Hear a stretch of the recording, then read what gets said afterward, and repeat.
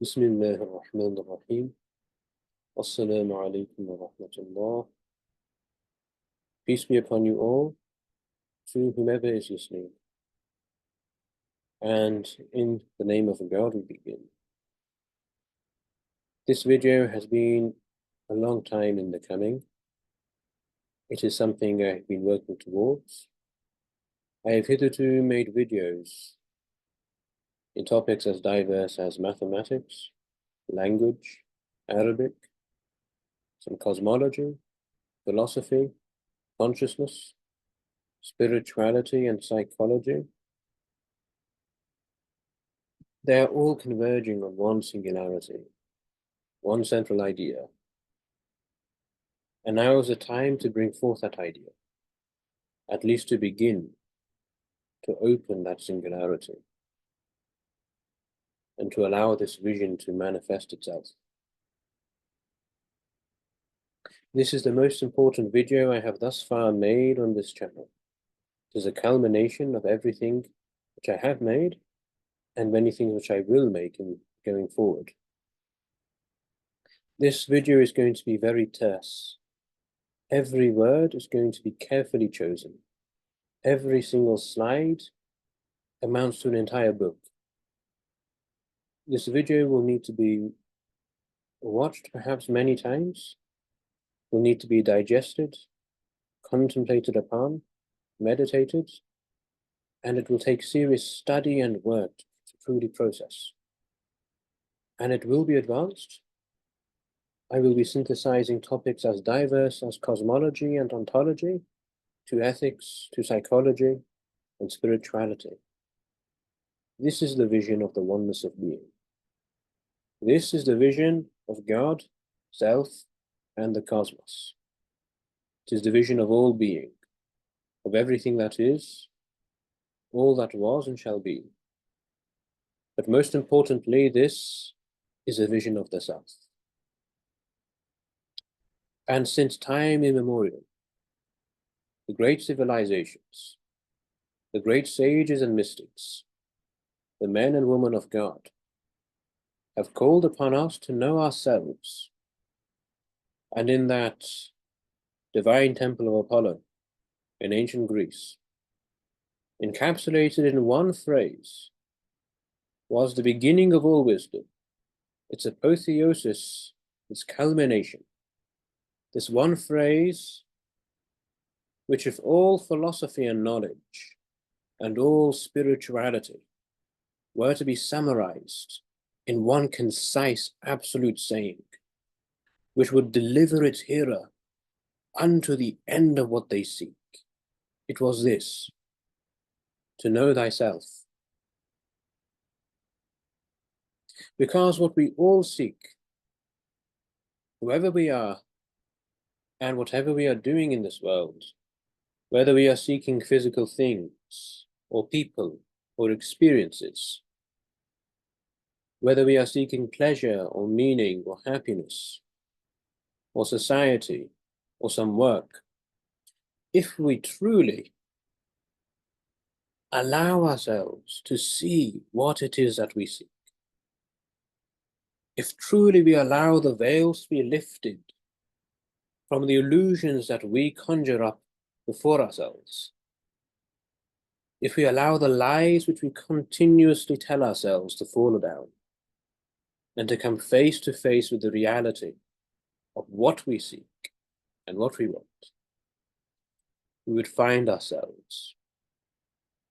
And in the very end of our journey, we would find a mirror showing us nothing but ourselves. For if we seek pleasure or happiness, and we seek them in some objects or some people, in some things external to ourselves, it is only insofar as they give happiness to the self.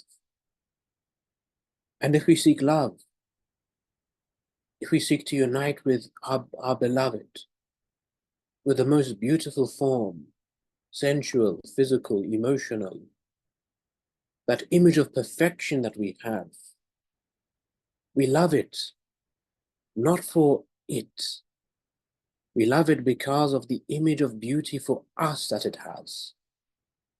Ultimately, what we seek is an idea inside of ourselves. This self, therefore, is something profoundly vast and mysterious.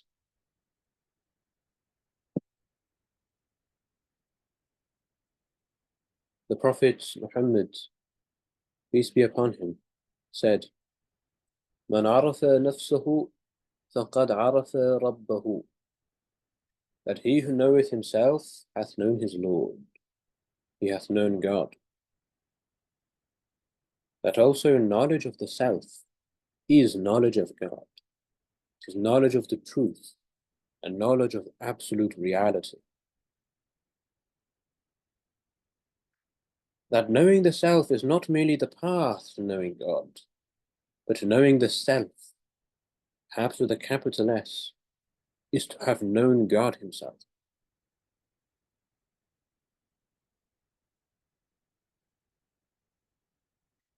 There is a story, an idea, a myth, which pervades and underlies all the movies that we go to see, all the books that we read, all the tales of fantasy and princesses and princes and dragons and castles, or sci-fi and ships and Star Wars, everything that we, as a collective culture, society, consciousness, are engrossed with in the highest degree.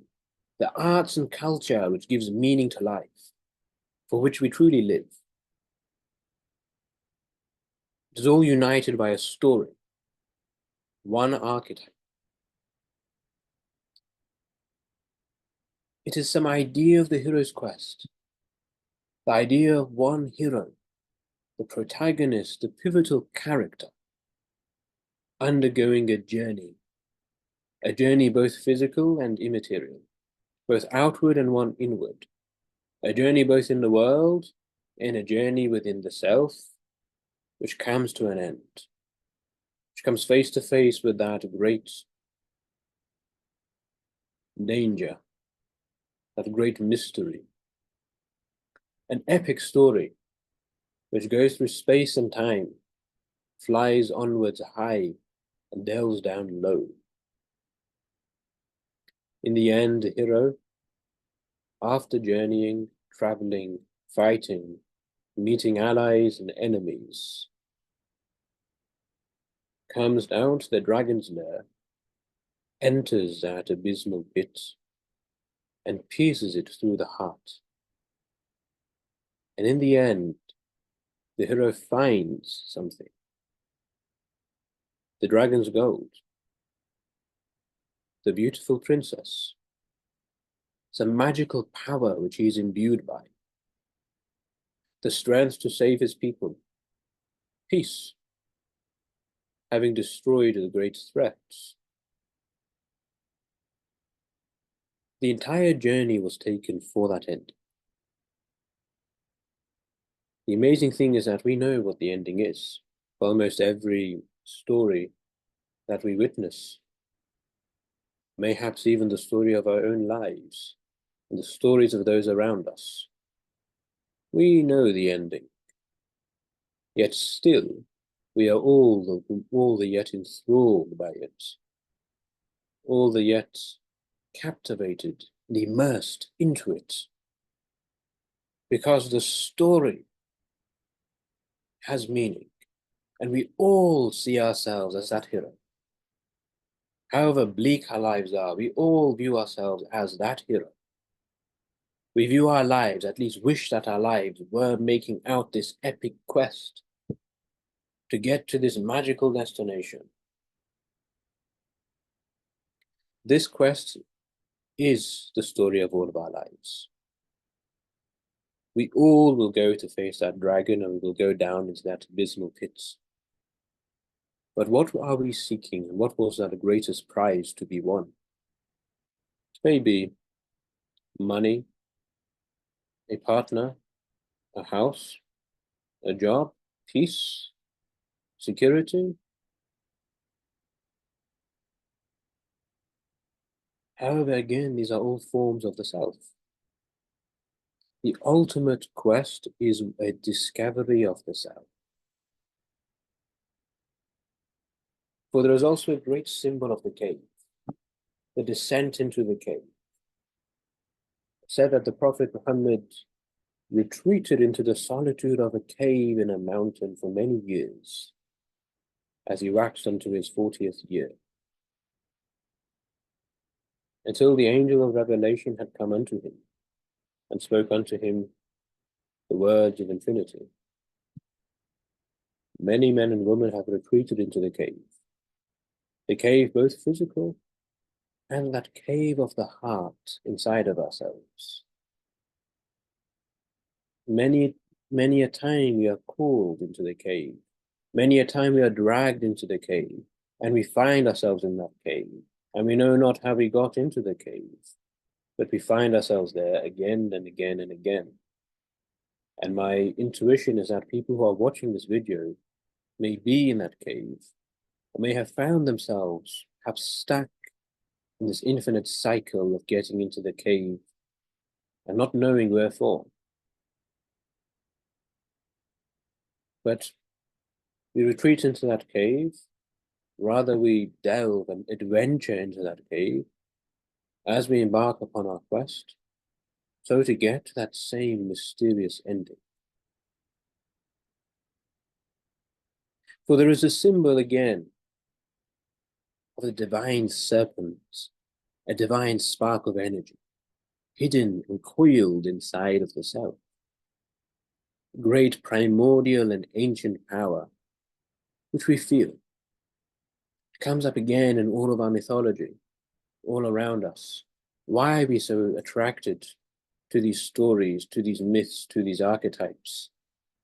Why even in such a secular age are we all yet captivated by stories of fantasy and great mythical themes? We have an intuition that there is something coiled inside of us, a metaphysical serpent, a mystical dragon, housing great power, mystery, secret, truth, something utterly dangerous and dark, perhaps, but is coiled around the utmost secret of secrets.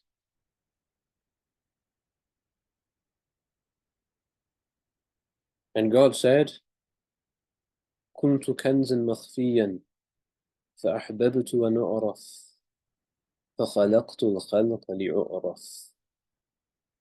That I was a hidden mystery, and I longed to be known. So I made the world that I may be known. That ultimate treasure that we seek, the secret of all secrets, the mystery of mysteries, and the holy of holies. That infinite depth lying in the soul.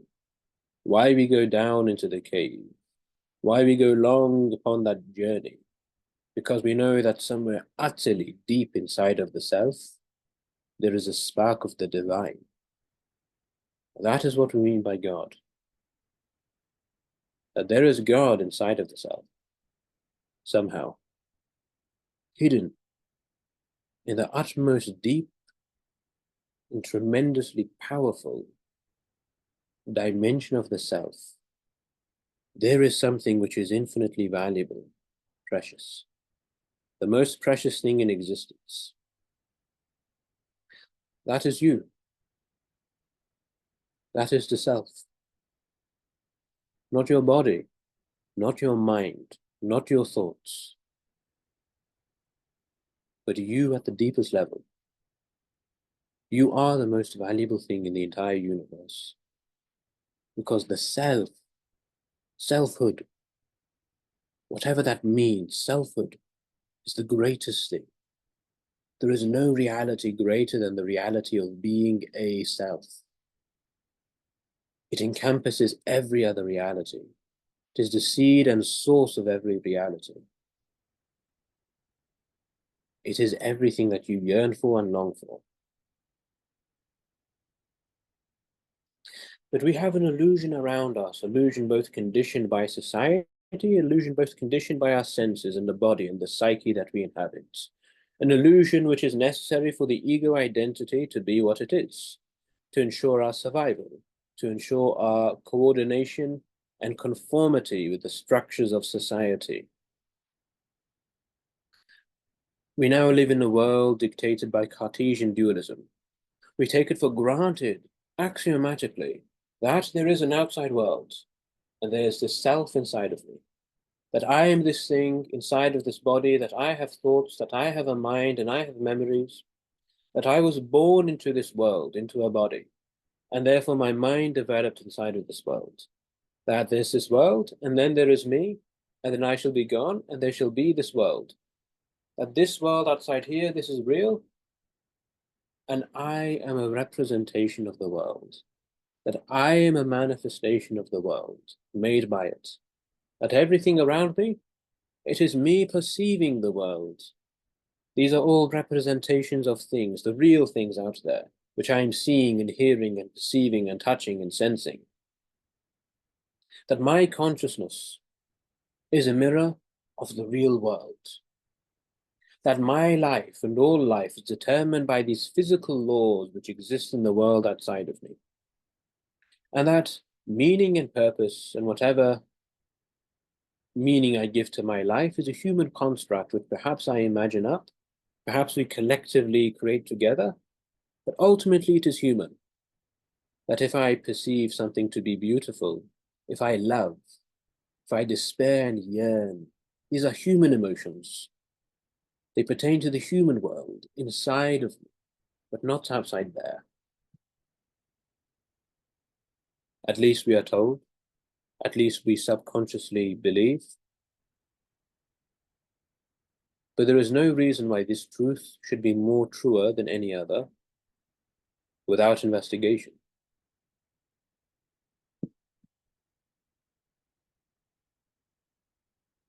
It was said that men are asleep, and that when they die, they shall awake.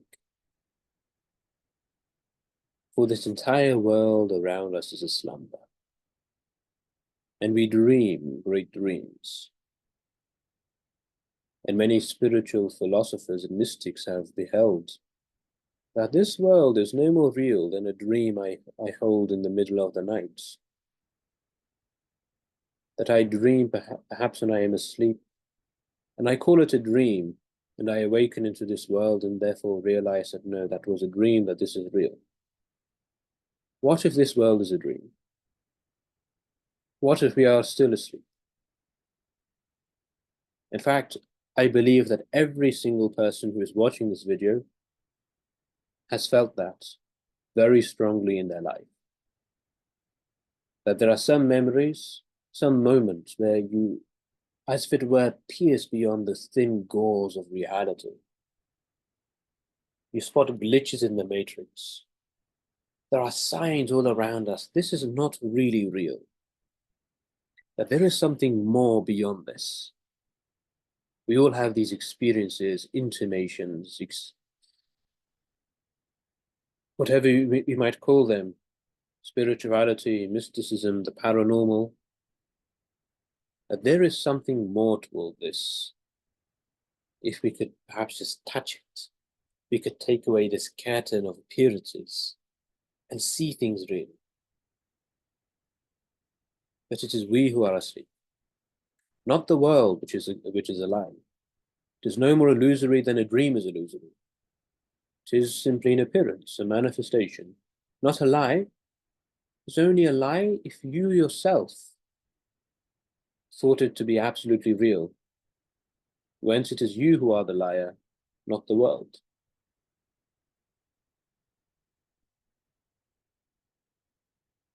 This world is a dream. Everything is a dream. This world is as much a dream as the dream in our sleep, where we conceive and project a reality out from us. And there is the great recurrent idea of the mystical dream, the mystical experience. Well, we have a dream, but a dream realer than this. We have an experience amidst all the other experiences of our lives, but unlike those, the routine monodromy of going to the 9 to 5, repeating the same thing, having the same conversation with the same uncaring people unceasingly day by day, having the same thoughts and feelings, the same disappointments, the same pleasures, day on day on day, amidst this haze of memories. Sometimes we have those rare and few experiences unlike the others, and when we have them, we believe that they were infinitely more valuable and precious than the others, that they conferred far more truth than whatever truth we received from our everyday lives. Like that archetype of Jacob's dream saw in the soft of his sleep, the great ladder of being ascending up to the heavens, that beyond this reality, more than this plane of existence, there are transcendental levels. There is more than this world. There are many worlds, somehow arranged. We perceive that and feel that, but need to make sense of it. And perhaps we think ourselves the philosophers in our lofty meditation. Perhaps we delight in retreating into our sunken solitude, and peradventure we find great bliss in the holy cavern of our mind, the temple of our thoughts, that we enjoy the inward world far more than we enjoy the outward world. A joy not merely hedonistic, but a spiritual joy, seeing more truth within us than we see outside of us. The reality is this, and this is not dogma. This is a mind map to be discovered and experienced. This is a synthesis of the great truths spoken by every spiritual tradition, by many people alive today. At the very least, this is a vision of reality, which we can all see that there is no duality. This duality which we cognize, this idea of separation between the outside world and the self inside of us, that's a structure which we are conceiving. It's a structure of consciousness. But if we really analyze it, we find that it is impossible to truly distinguish an outside and an inside, and a reality and an illusion, and an I and a thou. The outside world is not the source of reality. Society is not the source of reality. The self, with a capital S, not just the ego, not just me and this mind and this personality, but very deep inside of us, there's an infinite center, a central singularity, which is truly real, that is the source of all things, that the source of reality is not out there, creating us with laws and making us the product of that with a brain so that we can think. The world comes after the self. The self is ontologically prior to the world. The self is truly real. The self is the source of the world, not the world the self. That reality is this projection of consciousness, not consciousness or representation. The world is our representation and image, not we the world. There is this idea that man is the microcosmos, that the human being is this singularity, this projection of which the universe is like a hologram coming outside of it. We are not just an arbitrary part of the universe. We are the very pivot and center of the universe, because the reality and universe is generated by consciousness. We live in a universe which is generated by thought. The stuff, the fundamental ground of things is not matter, it is thought. It is thought. As Shakespeare spoke of the stuff of dreams, that this dream-like ethereal thing of consciousness is the ultimate substance from which all things are made. And we are told that we have no impact upon the universe, that we live this small life in the world, in a country, in a small neighborhood, in a city, in a society, that we have this limited group of people, and that's our reality. And that nothing we do goes beyond that, certainly not beyond the earth. And that we occupy a tiny blip in the universe, in the great history of it, a tiny blip in the history of the earth. That we did nothing before that. There were many billions of years, and there will be billions of years after us. All of these things are thoughts. They are thoughts.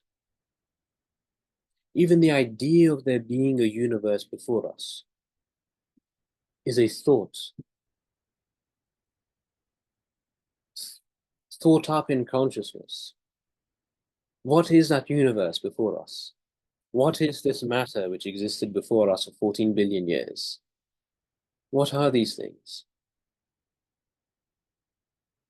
The purpose of this video is not to dictate, it's not to be a dogma.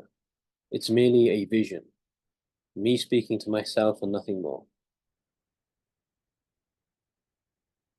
They are merely invitations to contemplate, though I think that most people who watch this video will be in agreement with everything I am saying thus far, really.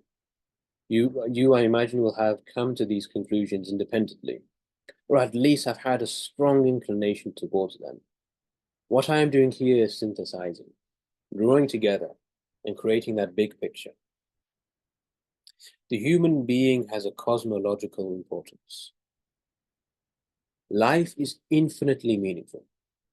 I say not that it is meaningful. It is meaningful beyond what we can comprehend. Life has a value beyond what we can ever comprehend. The tiniest, most minute of actions is not merely significant, it has a cosmic significance. Our tiniest action is generating the entire universe. Everything is interconnected. The human being is of the utmost importance that without human consciousness, without consciousness, there is no world. Therefore, we have a part to play. Life has meaning. Life is serious business. Our existence here, our existence in general, is important. And perhaps everything I've said can be summarized in this one axiom. We matter. We are important. Your life means something. In the entire universe, it has meaning. You are this center, this microcosm, which is generating a macrocosm. You have meaning, and you must exist. And you must exist correctly, and righteously, and morally, and beautifully, and happily, and peacefully. That is your purpose, a cosmic purpose. And this is completely in contradiction to what we are told. In fact, if you truly meditate upon this, we undergo what is perhaps the worst form of torture imaginable. More than physical and mental torture, we live in a society which spiritually tortures the individual. It is breaking the soul apart on the rack, breaking it apart, pulling it, crushing it. But we are told every day, perhaps not explicitly, but implicitly in every structure around us, that our life has no meaning. We are told since we are born that we have no meaning, that our life has a very small, tiny part to play in society. We are blinded from the truth. We are consciously diverted away, prevented from seeing the truth, that we matter. Life is important. It is said in the Quran وَمَا خَلَقْتُ الْجِنَّ وَالْإِنسَ إِلَّا لِيَعْبُدُونَ. That I made man for that he shall worship and serve me. Of course, in the Lord's Prayer, Our Father which art in heaven, hallowed be thy name. Thy kingdom come, thy will be done in earth as it is in heaven. This is that cosmological significance of the human being. This idea expressed in religion, this profound idea that we worship and serve God. This is exactly what I have said. Because by God we mean the absolute reality, the oneness of being, the singularity from which the cosmos is born. Our life is a part of that process of generation. That we do the work of God. That is why we exist, and that is what our existence is. We here on earth are here to do the work of God. What is that work of God? إنما أمره إذا أراد شيئا أن يقول له كن فيكون. And when he willeth a thing to be, he saith unto it, be, and behold it is. God is infinite mind, infinite spirit, infinite singularity and consciousness, the source of all being, the ground of all existence. The work of God is the work of creation. Everything we see around us is the work of God. Again, this is utterly axiomatic. It's as simple as 1 + 1 is equal to 2. Because if God is the source of being, and if this is a being, then a being is the product of the source of being. That is the work of God. That is what it means. It is utterly obvious. It is the most simple thing we can ever see. It is said in Arabic, Subhanalladhi ikhtafa fi shiddati dhuhurihi, that most exalted is he who hid himself in the absolute manifestation of his appearance. Because those things which are most ubiquitous and true are most hidden. The most fundamental thing is space and time. Yet space can be seen nowhere. We see things inside space to the extent that it blinds us from space. And everything is in time, yet we cannot see time. We can barely feel time. The truth is that we are barely conscious of time, unless we draw consciousness to it, which is called mindfulness. Even more fundamental than space and time is existence. Even more fundamental than being in space is being in existence. So the reality of existence is the deepest reality. That is God. That is what we mean by the word God. Being, with a capital B. So everything here is generated by the source of being.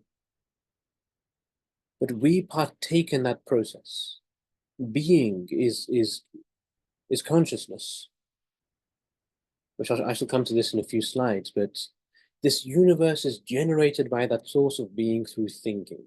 And our thoughts, they are not just thoughts inside of the sphere of being over here and trapped inside of our mind, which have no effect outside of us. We are part of that stream of creation. We are a ray of God's light, a small tributary of the stream of divine creation. We are not just a part of the world. We are a part of God's work, doing the work of God by living and breathing, generating reality around us, generating the self by every breath we take. All things were made by him, and without him was not anything that was made. That is the idea of the logos. The logos, the word, language. What is that? Consciousness. Because language is consciousness. That is the purpose of human life. To worship God, to know God, to serve God. It is to do the work of God. It is to be conscious. It is to exist. To exist is to do the work of God. Nothing more than that. Not to climb a mountain necessarily. Not to go out and work until you die or fight until you die. Just existing and breathing and being alive. That is the work of God. And that is the greatest work of God conceivable. Just living. Because living is creation. To be human is to create. It's on our nature. It is to love, to nurture, to sustain, to tend for things and care for things. That is life. It is love. It is meaning. This entire universe is generated and sustained through the human being and through our action and our consciousness. Now that is the vision of man and the cosmos. To really go deeper here, we need to talk about the structure of reality. And this is where many people upon the spiritual path, those who are looking for truth, those who are looking to know themselves, perhaps are slightly stunted in progress, because this is hard business, I won't lie. We have to study ontology, metaphysics, cosmology, at least to some degree. We need to understand what is existence, what is being, what is the world around us. What is this reality? I mean the world, not just in the idea of the external world. I mean reality. What is this reality of which we are a part? Again, it is one and the self-same question. What am I? To know thyself.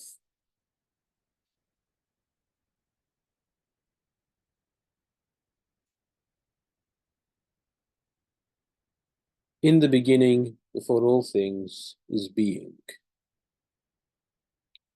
That is the vision of the oneness of being. That the world, reality, everything which is being. To isness.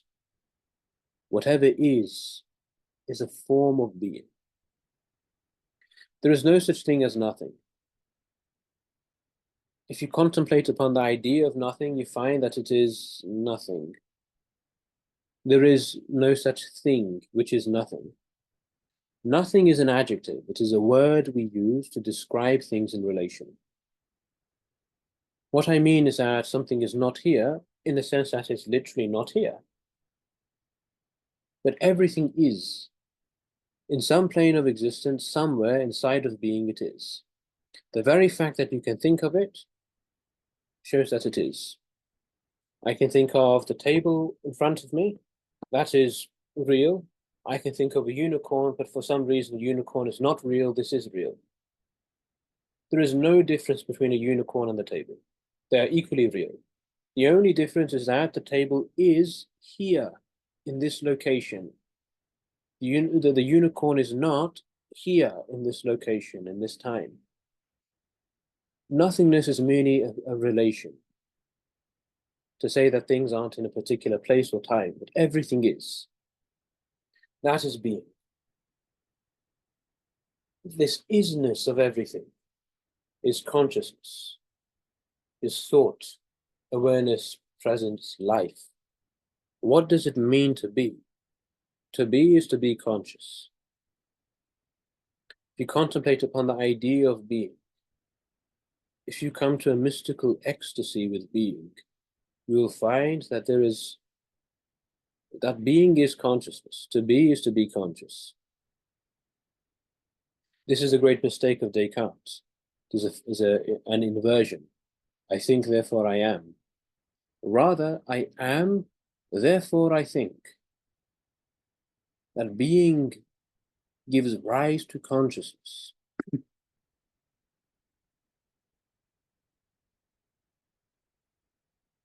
How can being be proven from consciousness when being is the necessary precondition of consciousness?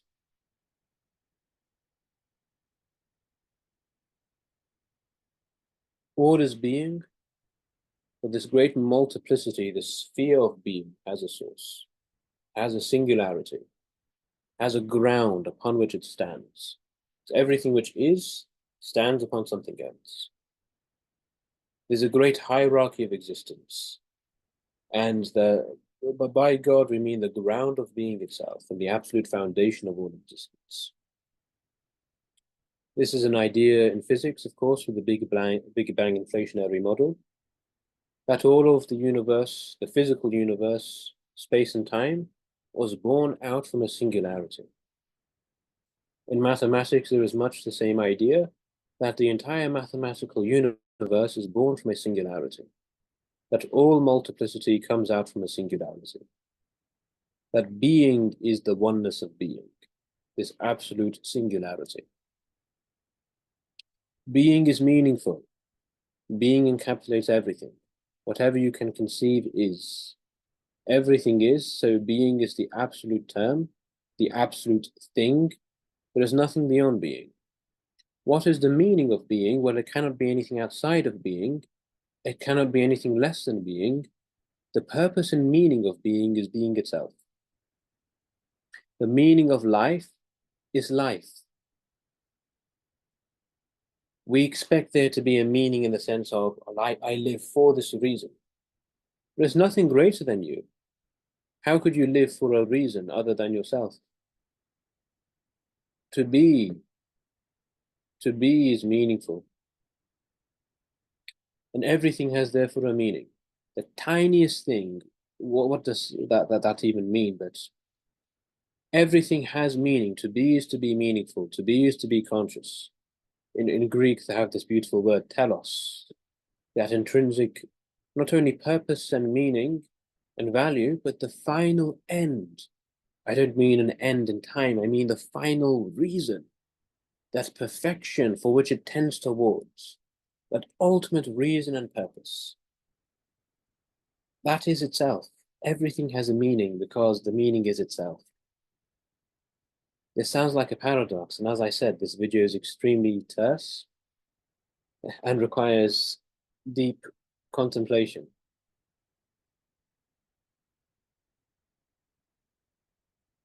But there is nothing greater than being. God. That is the meaning. Being equals meaning, which equals consciousness. And that equals life. Everything is alive and sentient. Everything is interconnected. Everything is meaningful, has its purpose, has the perfection of its life. And that is what we mean by happiness. And what is beautiful is that we see the structure of life resounding at the very many planes of existence which we see before ourselves, at the level of biological structure, at the cellular level in the brain, but also at the macroscopic levels of the universe and the intergalactic structures. We see the forms and patterns of life, the forms of self-repetition. Again, all this requires many, many more videos to unpack and explain. But here it is, that vision and singularity. And coming together, by singularity, I mean that one thing in which many things are bespoken. By form, I mean those many things which are bespoken of the one.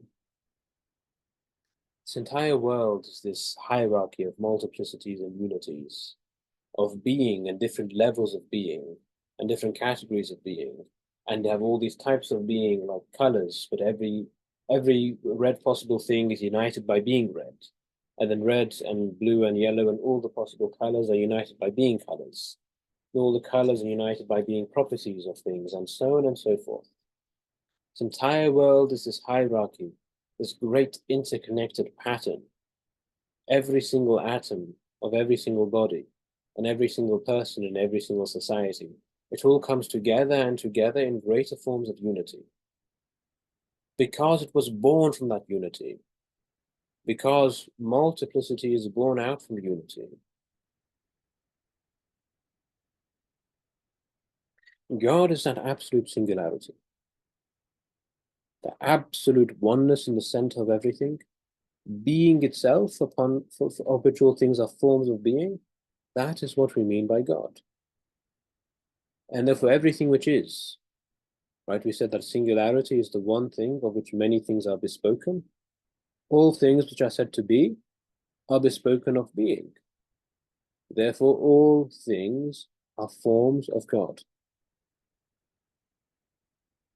Everything is a form of God. Or said elsewise, there is only God and the forms of God.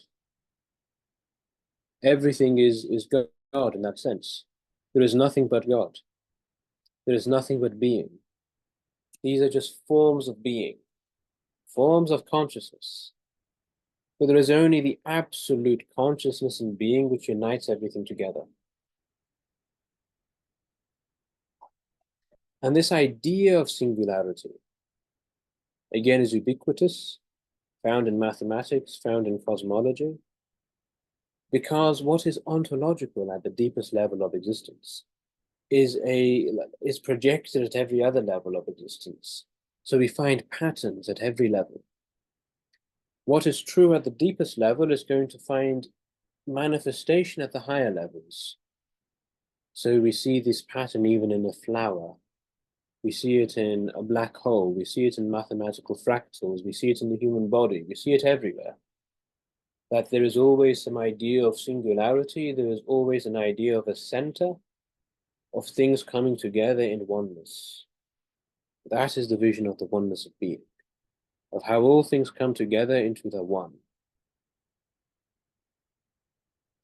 Therefore, this is the world, an infinite fractal of singularities and forms, a hierarchy of unities and multiplicities. There are some ideas archetypal and some forms of manifestation. The picture of this world is like an infinite fractal pulsating into itself, repeating again and again and again, going into itself and into itself and into itself and expanding out and out and out and out infinitely times, infinitely many infinities, without any end. That is the projection of being. It is symbolized quite beautifully in pure white light, or perhaps colorless light, dispersing, shining down in levels and layers of light and darkness.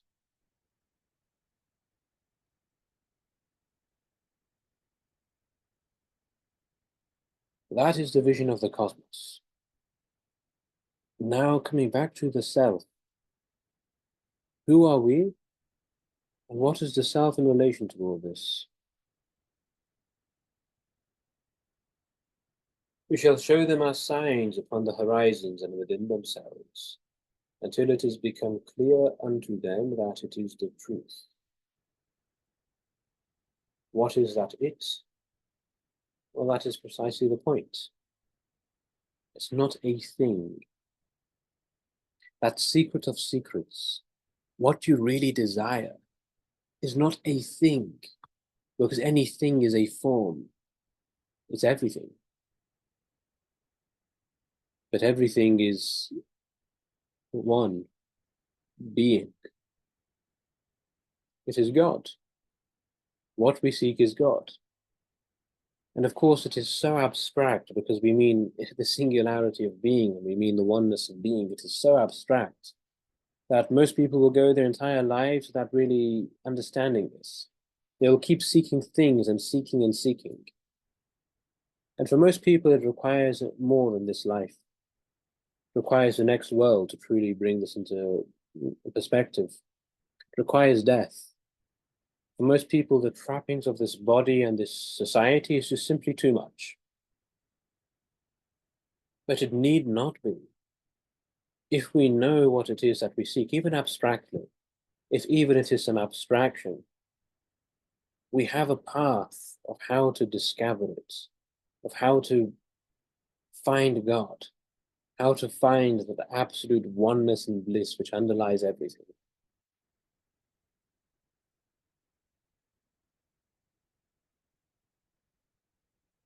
And now it is clear that, well, we are consciousness, everything is consciousness. So, of course, this investigation is within ourselves. That quest is here, it's right now. It's nowhere else. It's not there. It's not in some other time. It's not with that teacher. It's not in that place. It's not with that course or whatever. It's here right now. Right now. There is nothing else in the now. You go to another place, it's the same thing. What do you find? You find right here and now. You wait 20 years, what changes? This is now. In 20 years, you'll just be in the same place, which is now. Right here inside of the self. That's where all of this is. If we contemplate consciousness, we see that consciousness is a continuum. As I spoke of singularity and form, of unity and multiplicity, by the spirit, we mean that singularity of consciousness, the ground and the source of consciousness from which it is welling up. Like God, like existence, it starts as a singularity and it generates into many forms in a cascading hierarchy, branching and branching and branching, until this consciousness, as it were, crystallizes and solidifies and congeals into what we call matter. Matter is consciousness, but it is consciousness which has become so solidified, it has become hard. And so it has sensation. That's a proof that it is still conscious. It has, everything has sensation.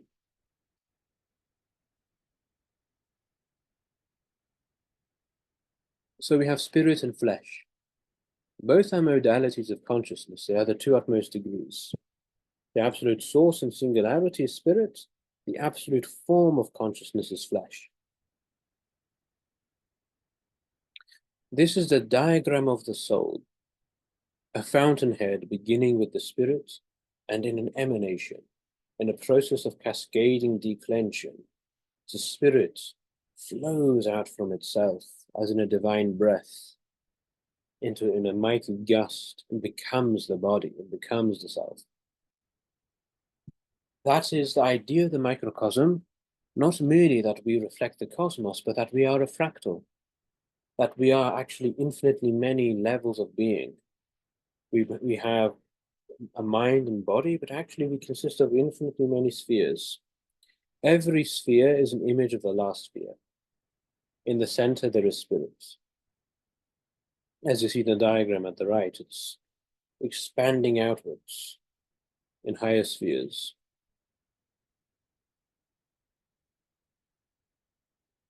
There's a great, profound analogy in what is one of my favorite shows of all time, incredibly profound spiritual show, which I would actually recommend everyone to watch if they have not, which is Avatar: The Last Airbender. I'm not a fan of the second one, actually, for obvious reasons. But there was this scene where the idea of chakras, of spiritual centers of energy, was explained using this analogy of pools of water. There is one pure stream of water which flows down in levels and levels and levels. That is the stream of spirits, the singularity of consciousness flowing and gushing and branching into its streams. As it pulls, it eddies in a swirl, and it pulls into some centers of energy before it flows to the next one. That is, there is a singularity of consciousness, but there are the sub-singularities of consciousness. As it flows, there are other micro-singularities, points of mighty importance along the way. Those are what we mean by our spiritual centers. Those are what we mean by the different dimensions of the self. So the self looks like this fractal, this spiraling vortex of pure energy and consciousness. That is why the self is like an infinite serpent, like a dragon. It is dangerous. You can be eaten up by the dragon. You can be burned to death. Because what we are dealing with is infinite power beyond what we can even imagine. This idea that the spirit is the breath of God, the image of God. What we are dealing with is pure infinity and divinity. And faced with pure infinity, the mind of man vanishes and obliterates, and he has become mad.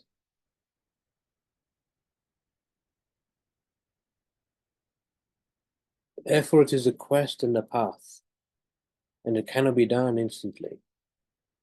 It requires this process of going through these energy centers, going through these dimensions of consciousness, not breaking apart this body all at once, breaking apart this ego all at once.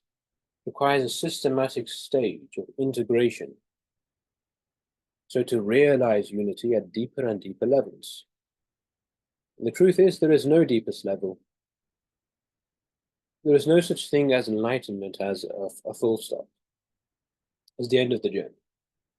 Enlightenment is really just the beginning of the journey. Enlightenment is when we have realized what all this is, and then we begin the real spiritual journey, which is inside of God. Enlightenment is to arrive at God, which is the journey to God, and then the journey begins inside of God. And that is heaven. That is what heaven means. The spirit can also be thought of as a pure flame. What we are is not just body or mind, but we are this pure consciousness. Many people, when they meditate upon what they are, they see an image, like some pure spiral of energy, some type of flame burning itself. The body and the mind are manifestations of the flame. They are like the light and heat. The flame is not the light, it is not the heat. Light and heat come out from the flame, but what is that flame? It is this pure substance. It is the pure energy.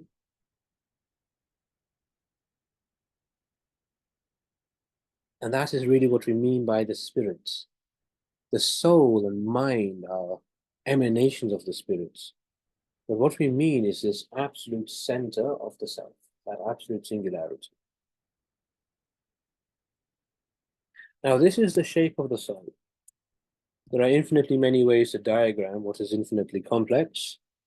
However, the picture is thus, begins with unity, and it diverges into multiplicity.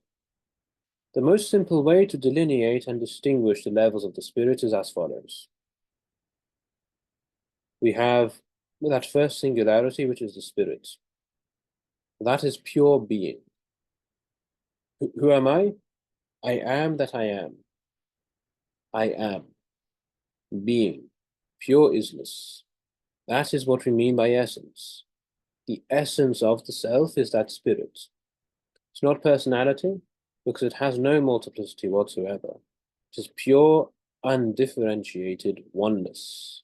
Pure, blissful consciousness. Then we have the first manifestation, the first sphere of the forms. The forms of being are thoughts, attributes. The first manifestations of pure being are these archetypes, that I am such and such. I am generous. I am a man. I am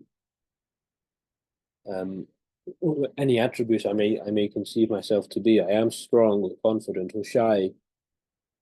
I am liked or disliked, popular or unpopular. These attributes, these thoughts are generated out by the spirit.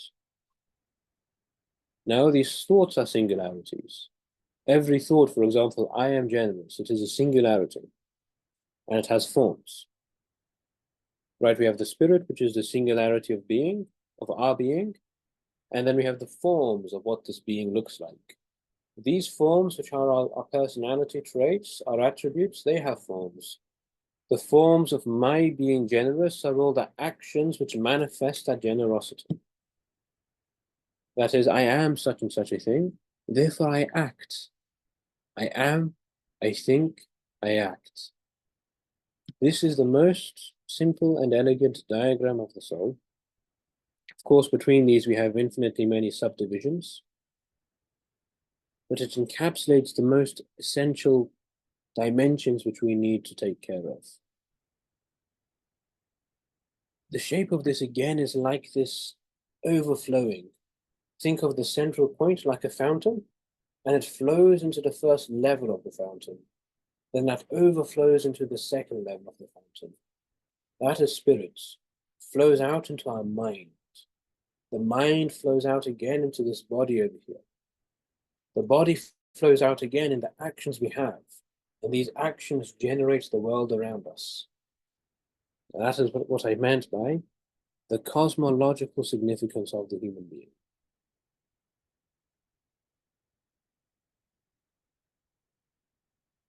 Now, how are we to understand the spirit more?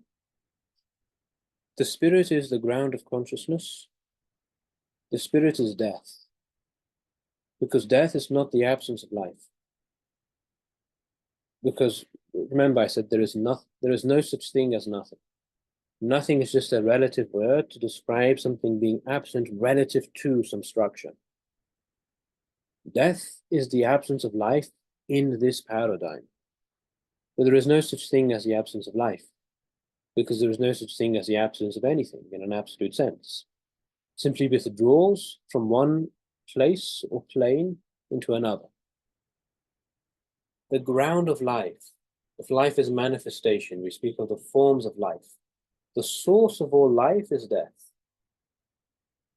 We were dead, now we are and we shall be dead, which is the seed of life, which looks unliving, but it sprouts into life and it collapses back into itself. That's what the spirit is. The spirit is the death, the source of our birth and the singularity of our death. The spirit generates life. It's more than life. It's not just living, it's the source of it, and the source of a thing cannot be that thing. The spirit generates the first form of duality, which is the breath, the heartbeat. All these dualities are generated by the singularity of the spirit. The spirit is a spark of divinity, because it is infinite being. It is the form of God in the highest sense. Everything which is a form of God. Remember that there's a hierarchy. The first forms of God, the first thing that God created, if you want to use that word, is spirit. The first world, the highest world, is the world of pure spirit, of pure being. And thus, as in the great apotheosis in Dante's comedy, we have this vision of pure singularity, resounding outward in spirit, and spirit into mind and matter. These are analogies and symbols which help us to conceptualize what is the spirit. They are symbols so that we may use them and take lesson and study ourselves and realize what the meaning behind these things are. And then there is mind. Mind is manifestation. Mind is like a circle of thought. Mind is imagination. So everything that we conceive, everything that we perceive is imagined. The entire world is an imagination, a dream. Mind is thought. Every thought we have, we don't just think one thing, we have all these patterns of thoughts. That is memory. In every single moment, we are thinking anew. In fact, this body is just, we might say, look, this body is just, if it is just a thought, well, why is it always here? Why is it always here? How do I regenerate the body all the time? That is memory. Memory refers to the structure of our thoughts. Some thoughts are more fundamental and are required before we can think the next thought. For example, before I can think the thought of drinking water, which I actually need to do,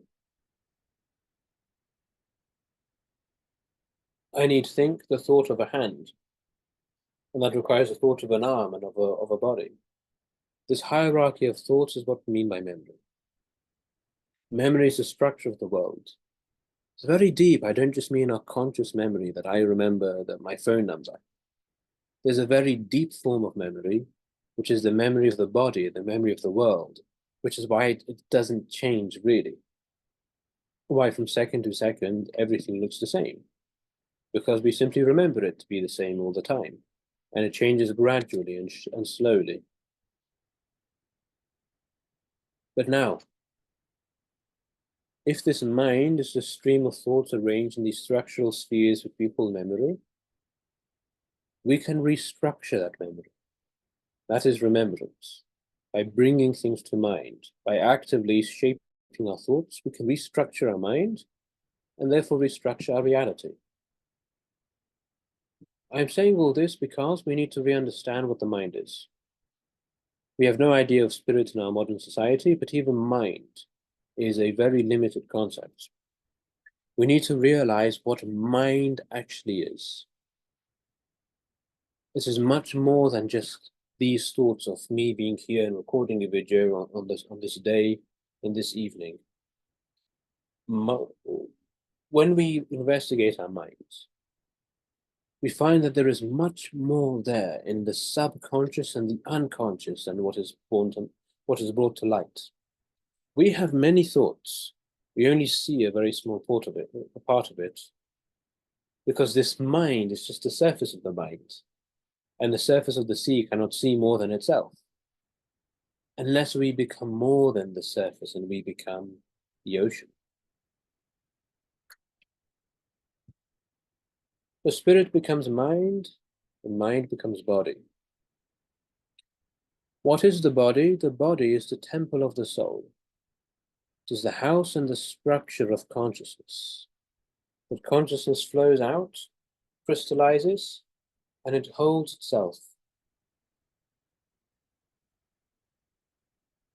The Bible and the Quran speaks of the hand of God, speaks of the face of God. People say that these are metaphors. Actually, they're not. It is literally the hand of God, literally the face of God. Because hand and face are not physical things. Body is not a physical thing. Body is shape and structure. Everything has a body. Body is about the structure of consciousness, and everything is conscious. Every single thing has a hand. You understand what a hand is. Everything has a face, if you understand what a face is. Not just physically, but ontologically, mathematically, archetypically. I call this ontophysiology. The idea of the grammar of the body. This is a very advanced concept, but really pertains to understanding things like yoga and prayer and meditation at the highest levels, which I shall speak more of, but I really wanted to introduce it here so that we understand that the body is, do not think of body as that. We need to stop thinking of body as some type of low level of consciousness that we need to transcend. The body is the most beautiful crystallization and the utmost manifestation of consciousness, of spirit. Spirit desires to be embodied. Spirit loves flesh. The spirit loves flesh, otherwise it would not move towards flesh and to become flesh. Because the body is the most beautiful form that the spirit can take, form of singularity.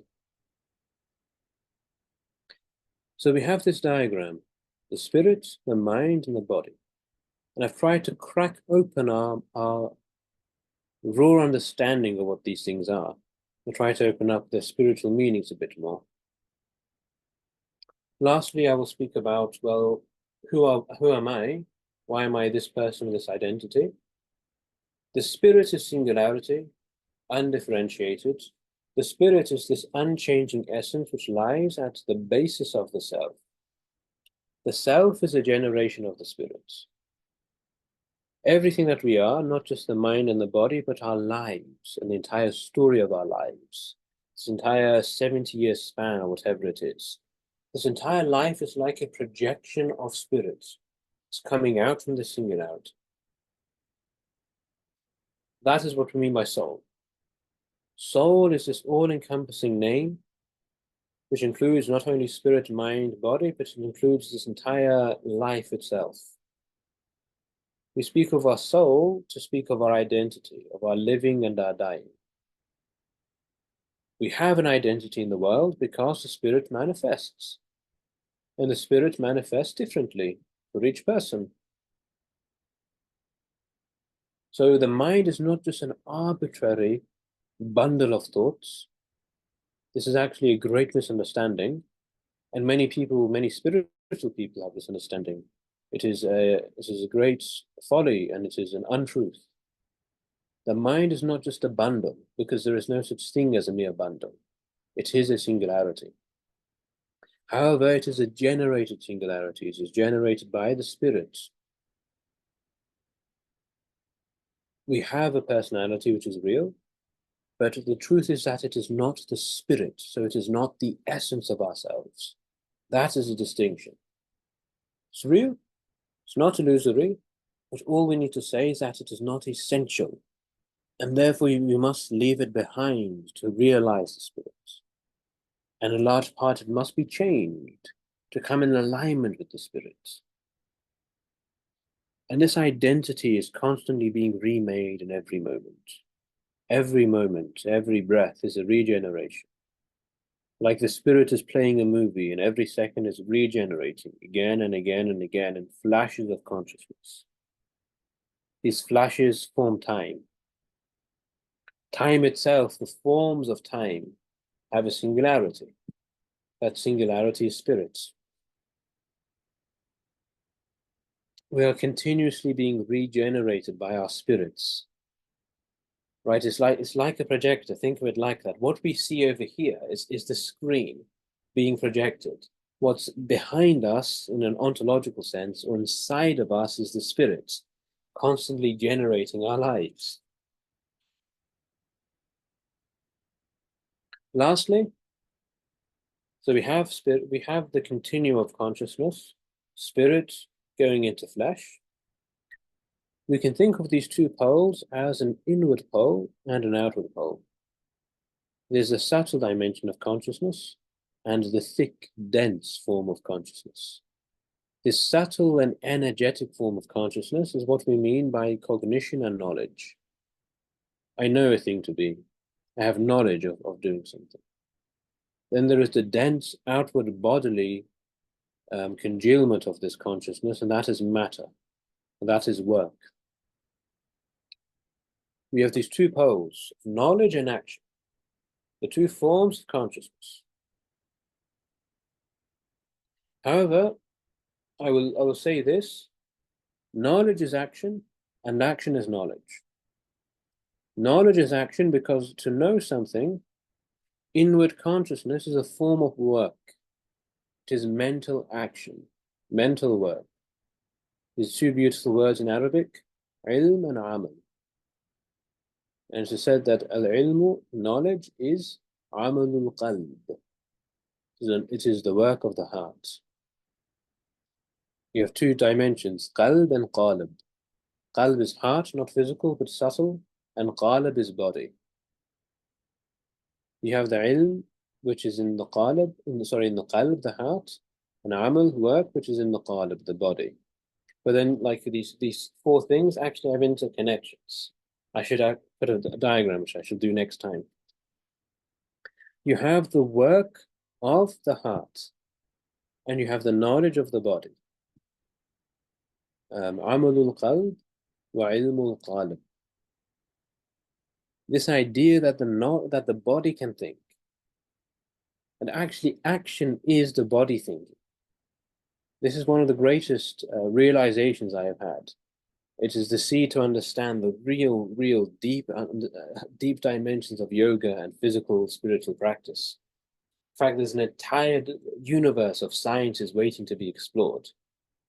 The spiritual sciences of the body.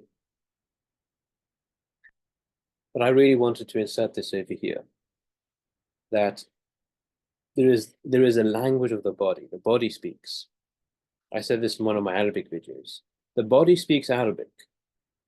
The hands speak Arabic. Every single nerve in our body can speak Arabic, can speak this divine language of God. It is speaking when it reverberates and oscillates and acts. Every action of the muscle is a response of some nervous contraction. That contraction, that oscillation is language. these waves of communication are language. In fact, the entire body is a communication network of the brain to the muscles. That's language. The brain is communicating, speaking. And that nervous electric communication can have different languages. It can be a base language, it can be a noble divine language. The body speaks, the body knows, the mind works, the soul works, the spirit works. This is the continuum of consciousness which I would like all of us to meditate upon, and I shall develop this in future videos much more. But in summary, we're coming towards the end. We have all these different dimensions of consciousness. And of course, I appreciate this might be getting a bit complex. That's the idea. I never said this was going to be simple. We have all these spiritual dimensions, these mental dimensions, and bodily dimensions. In summary, there is a spiritual science. What I'm doing here is I'm introducing the ultimate science, which is the science of the soul. In the Islamic tradition, there is a hierarchy of sciences, of ulum, and the telos of this hierarchy, the greatest science which every other science serves, is this science of theosophy, the science of divine wisdom, gnosis, to know God. It is called ilm al-tasawwuf, Sufism, mysticism. It is called al-hikmah, philosophy. It is called al-irfan, mystical intuition, mystical knowledge, and gnosis. This science is an integration, a holistic integration of every other science. Every science you can name and think of. Theoretical, practical, every art that you can think of. Every discipline, mental, physical, spiritual, every single discipline and work which man is capable of comes together in this one science. That is the science of the soul, the spiritual science. This is that vision which I seek, which I deign to give forth here in this video. If nothing else, if you begin to see, if perchance you see a gleam of the scintillation of this science, you can gaze upon but some aspect of what it is, of how we can work towards that. I shall consider this video well spent. That alone is a great realization for us all to have. The end of this science has many names, they're all the same. We call it self-realization, self-actualization, enlightenment, gnosis, divine union, God consciousness, servanthood. All of these words refer to one and the same thing. They refer to the flowering of consciousness, the knowledge of truth, that union with God, the vision of the oneness of being, in unison with the absolute singularity. They refer all to the spiritual path within, to the hero's quest, and the descent into the heart cave. Finally,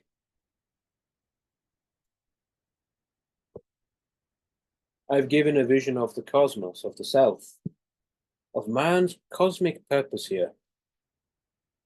How are we then to live? What practically is the end of all this and the outcome, the conclusion? Written here, Spinoza's Ethics, Plato's Republic, great works of philosophy. These great works of philosophy, they did exactly this. They had ontology, metaphysics, cosmology.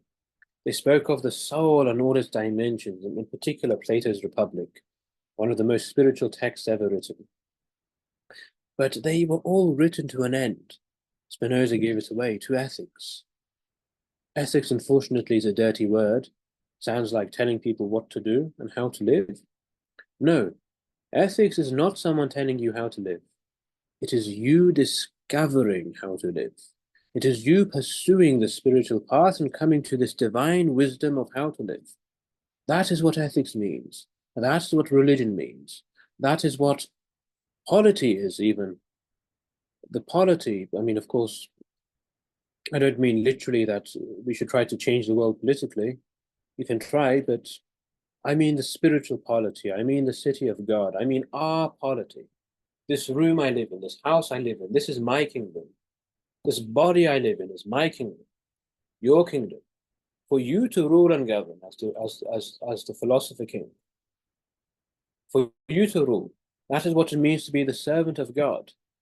Just to do the work of God, which is to be lordly. The work of God is to be God, to be lordly, to be the monarch. We were made to do that work of God. We were made to rule earth like God rules heaven. Again, I've explained this, right? To be the singularity of the cosmos, of this physical cosmos, in the same way that God is the singularity of all of existence.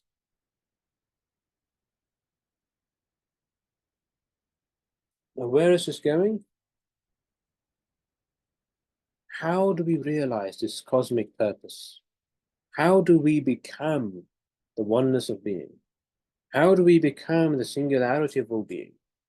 To become God, to be one with God, to walk in the ways of God, to worship God. These are all saying the same thing. They're all saying the same thing. That we can be in the center of this singularity of being, and our actions can be righteously aligned, so that our action is not just a manifestation of the ego impulses, but it is a form of the spirit, which is a form of God. Therefore, that our action is the action of God, that every footfall is the footstep of God, that every word is the word of God, that every action is the action of God. This is divine revelation. This is what it means that God spoke through the prophets. God spoke through Moses, Jesus, Abraham, Muhammad, Buddha, and all the prophets, Plato, which have existed. They became one with God, so that their words were not their words anymore, but they were the words of God. That they had realized the oneness of being. So every form was the form of God. Wherefore we do not speak of the word of Moses. It's not the book of Moses, it is the book of God. Because Moses, when he wrote that book, was God. And he wrote with the hand of God. And he spoke with the tongue of God. And he thought with the thoughts of God. That we can think thoughts divine and act, therefore, in the image divine. Lofty and sublime. That is the correct way to live, the way divine, the golden way which leads unto enlightenment. That all of this, however lofty it seems, is but one thing. Vision. But one thing. We say mind, we say thought, we say body, but really the essence is spirit. The essence is pure singularity. If nothing else, all we need to do is align ourselves with the singularity of God, of the oneness of being. That if we realize oneness within ourselves, we know ourselves, know thyself, and realize Godhood in servanthood. From this pure singularity of spirit, which has become aligned and one with God, merged back with the source from whence it came, then the mind has become godly. This is in Arabic, we say muttaqi, taqwa. Actually, the word taqwa comes from the idea of wiqaya, which is covering. That the covering of the spirit, the mind, is become God, the spirit of God. That the thoughts become the thoughts of God, the actions are the actions of God. That from this pure singularity of vision, thought and intuition is come. Divine thought and divine intuition, divine revelation. God speaks in the mind. Our actions and work is then the action and work of God. And that's the greatest thing. That will lead unto happiness, because it leads unto unity. It leads unto the harmony of the cosmos. The harmony not just of yourself and your happiness, but the happiness of everything which is. The happiness and fulfillment of the entire universe. That is the meaning of the kingdom of God. That this earth becomes heaven. This universe becomes godly. All actions are born out from our thoughts. All consciousness pours forth from the spirit. All, therefore, we need do is realize that singularity of vision in every moment, for all else shall flow therefrom.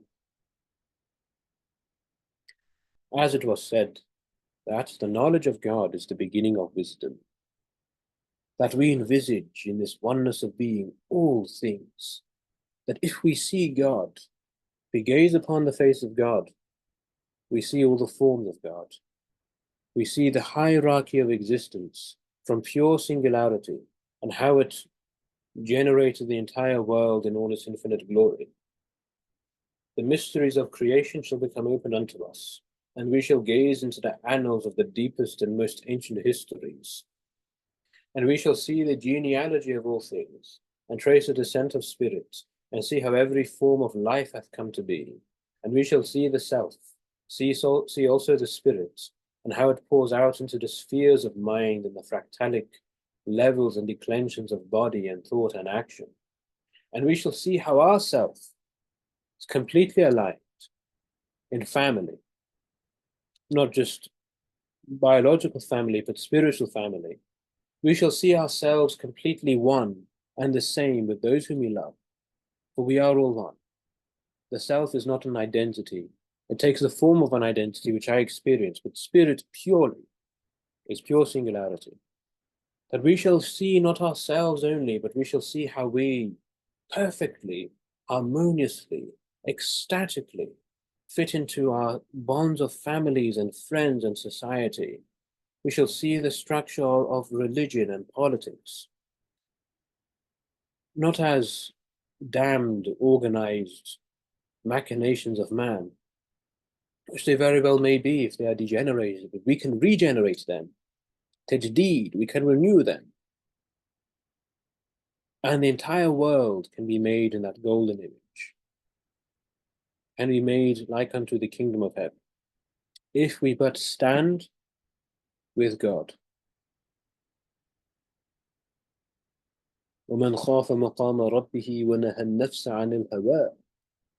To stand with God and walk in the ways of God. To be in that singularity of God, which is pure oneness. This, therefore, is the vision of the oneness of being.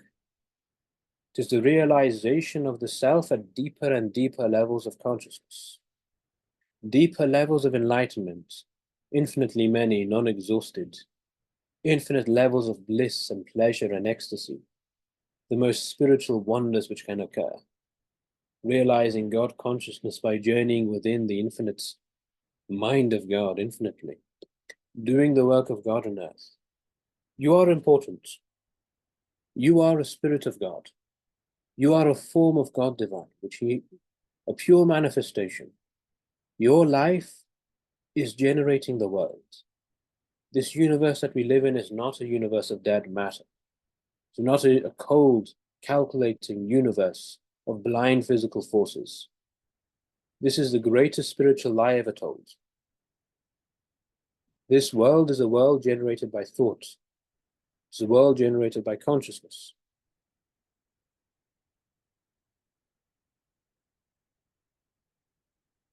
Every single thing has a part.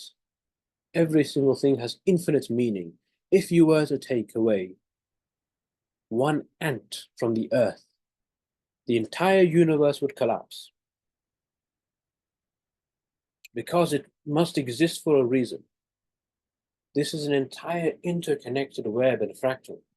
If you were to take away one point, every other point would collapse, because everything depends upon each other, and everything comes down to depend upon God alone. This is that vision which I wanted to speak forth. The great chain of being. More than a chain, the great circle, the great diagram, or simply say being itself, which is great. You say, Allahu Akbar. That being is great, God is great, because what is greater than being itself? What is greater than singularity, than absolute infinite oneness? That is our vision. But to realize that vision, we must realize the self. He who knoweth himself hath known his Lord. Man arafa nafsuhu faqad arafa rabbah. And to understand how to live, we must understand how to die. For all the mysteries of life are contained in death. For death is that singularity of life. And therefore we must go into the dark night of the soul, and go into that heart cave, descend, contemplate, meditate, discover the spirit, discover that infinite treasure hidden within yourself. We have to go into that darkness, but it is an abysmal darkness divine, a darkness which is light. It is dark not because it is the absence of light. It is dark because it shines so brightly that eye cannot see it, that no mind can ever fathom it. That when we are called unto this beautiful, abysmal darkness, the mind shall gleam in that awful longing horror of divine ecstasy. And if we go down into the center of ourself, and we find that infinite treasure of all treasures, and unite with the bliss of the secret of secrets, and discover that mystery of mysteries, we shall find all things, because we shall have found the self, and therefore have found God.